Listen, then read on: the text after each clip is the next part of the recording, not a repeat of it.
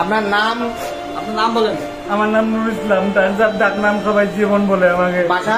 বাসা পটুয়া, ফকদরপুর। আপনি এখানে কিসের জন্য আসছিলেন? আমি গাড়ি চালাতে আসছিলাম। আর আপনার চিন্তাই হয়েছে কোথা থেকে? এই চুয়াত্তর থেকে।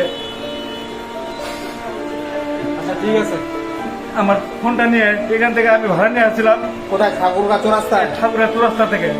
ওখান থেকে আসতে বললো 3টা ছেলে আসে, বললো যে ওখানে মানব বন্ধু চলতেছিল ভিড়ের মধ্যে, বললো যে ভাই আপনারা কালীতলা যাবেন নাকি? আমি কালীতলা ভাই যাবো না।